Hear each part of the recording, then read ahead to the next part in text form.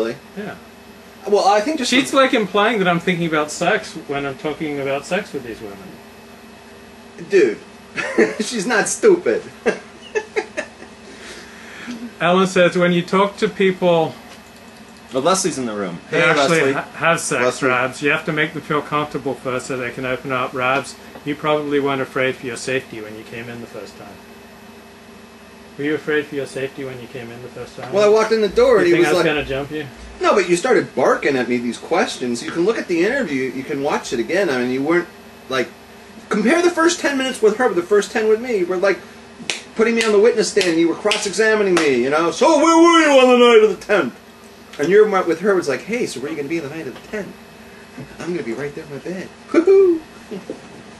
I wonder if I might think about her differently than I think about you.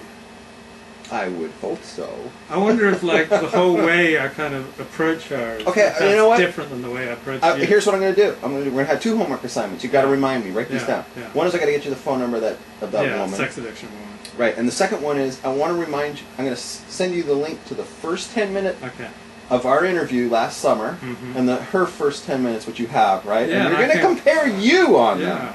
Yeah. And how you treated me as a total stranger compared to how you treated her. Do you think I was more hospitable towards her, more welcoming, more comforting, more? Yeah, more she got to sit in this chair. More I had to sit on a this chair over there in the corner. Yeah. With a dunce cap on. Go away. You were like, I'm in front of my cameras and everything, and you're like some freaky rabbi guy, so just go away, you know. Alright. Huh. What did you think of the Shadle video that's gotten over 120,000 videos on YouTube? So 120,000 views? Yeah. So, you know, we don't know the real story behind the couple, because I've now read things that show that seem to demonstrate that they were not lying. So we're not going to talk about the people themselves, but just that whole situation. Sure. What'd you think? Well, I thought it was a Hil Hashem from the beginning to the end. Why so? Well, here's my outlook on it, right? Mm-hmm. And you quoted some of it on your blog. There's nothing good from this. There's nothing. There's no way to put a smiley face on this thing. Okay? Yeah. Even if it were true that they gave this woman, this cleaners, the $3,000 wig. Mm-hmm. Let's start with the fact that they have a $3,000 wig. Mm-hmm. Okay, we talked about this at length before, and I don't want to repeat the whole thing about why women cover their hair. Yeah. And, you know, if you're a Sephardi, they follow Rabbi Avadia Yosef. It was pointed out to me, it was reminded me, that he poskin that it's not sneeze for a woman to wear a wig. Yeah. It goes against the spirit of the mitzvah of covering your hair, right? Yeah. So, there's no excuse, and the more money you spend on a wig, right? Yeah. The more against the spirit of the mitzvah you're going. And the logic is, you're supposed to look sneeze. Yeah. Right? You're not supposed to look attractive to anybody other than your husband. So the more money you spend on looking attractive and getting an attractive wig, the farther you are moving from the mitzvah of not looking attractive to other men. Mm-hmm. So you understand that? It's a, I don't know how you say it. Contradiction. It's a contradiction. So they spent $3,000 to move away from the spirit of the mitzvah. Yeah. Right? $3,000, and they admitted it in public on national TV. So not only did they go against the spirit of the mitzvah, they took $3,000, so they have a misplaced set of priorities, because they should have taken that $3,000. They should have covered her head with a $30 tichel, you know, a scarf like everybody else does, even a $100 tichel, right? Yeah. And then the rest of the money should go to poor people, like me. And why am I starving to death? Well, this woman's got a $3,000 thing on her head. I mean, it makes no sense. This totally goes against the spirit of Judaism, right? Mm-hmm. But why go public with it and take it to the next level, right? Yeah. Why? They shouldn't have done this. Yeah. So the fact that it was ruined, let's say like it's the truth, and they took it to a cleaners and it was ruined, to me it's God's way of saying you shouldn't have had this stupid rug thing to begin with. Mm-hmm. You know? You shouldn't have had this expensive mop on your head. You put this mop on your head, and you know what I'm going to do? I'm going to ruin it for you. And it'll teach you a lesson that you should have spent the money and given it to the poor. Right? So that's where it should have begun. They should have never taken these people to court. And if they're going to take them to court, don't even take them to court. Don't take them to court. Don't take them to a regular court because it's in public view. Don't take them on TV. It's that much worse. Yeah. I'm thinking particularly the idea of going on the people court and a dispute like this is not a good idea. Well, that was the People's Court? Yeah, I don't With think Judge Wapner? It wasn't Judge Wapner, it was a female judge. Okay.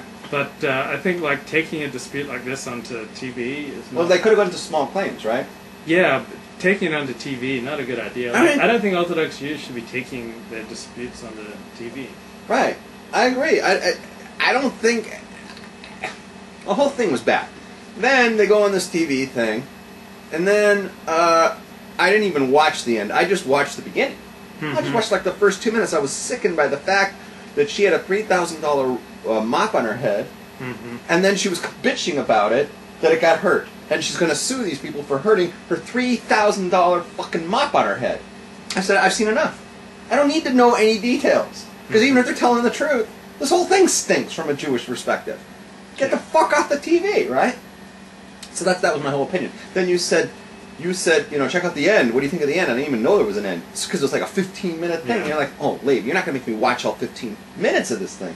So I just fast forward to the last 3 minutes, and I saw that the judge poskin that they were liars, and I said, well, I'm not convinced by that. Yeah. If you want to talk about the lying issue... There's two of those names of the companies, Goldie's Wigs, whatever. So the judge may have called the wrong... Yeah, because they brought him outside, and the guy said, well, I don't understand how they could have picked up the phone while they're in Europe, you know, and believing the judge, I didn't like that the judge intervened that way. That's not a judge's thing. Yeah. Because it's like, now it's the judge's word, let's cross-examine the judge, let's bring in your witnesses, it's all hearsay. The judge acted more like a plaintiff in this. Prosecutor. Yeah, and that was not within the judge's... That's not the judge to do. So I was disappointed in the judge.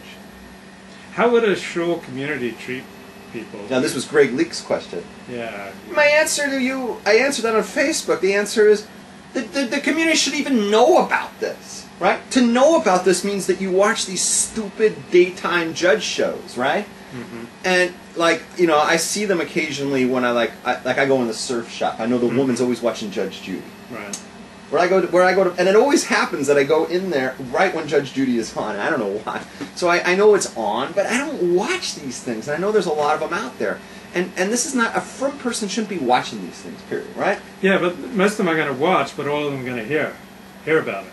Well, not really. The only One people... person will watch right. and will tell someone who's in the shul, who will then tell everyone else. Right. And my answer would be, don't you have better things to think about? Don't you But have that's better... how community works. I mean, right. Like, the only reason I know about it is because I saw it on Facebook on my news feed. Yeah. Because, you know, Mala posted on her and she's not Jewish, right? And that's how I first looked at it, right? Otherwise, I wouldn't know about it. And the average Frimmy is not going to be on Facebook. They're learning Torah. This is not a Jewish thing. It's not a Jewish thing to go on that show. It's not a Jewish thing to even know about it, right? You know, I'm guilty of knowing about it. Lowers me. How does a synagogue react to people who are publicly caught cheating? We're not saying that couple cheated because we don't know that story, but how does a shul community react to people who are, like, say, criminally convicted? Okay, like Jack Abramoff. Yeah. Jack Abramoff. Yeah. Would he get an aliyah in most Orthodox shuls? Well, what about Gershon Hefner? Okay. How did the community treat him? He didn't have any problems. Thank you. He can go anywhere. I mean, people with white collar crimes, people with felonies, they get aliyah all the time. It's like, it's not a problem. If you write about the porn industry, okay. Here we go. Fist pump. What's happening here? Look at that little monkey run. I need Minnesota to win for my Devin poll. Hester with a huge touchdown return. What does he say here? What does Bub Metzia say? So, yeah, like... It was posted on YouTube and someone said it to Heshi and Heshi. There are, like, things that sure will react to strongly, but being convicted of cheating is not something that most Orthodox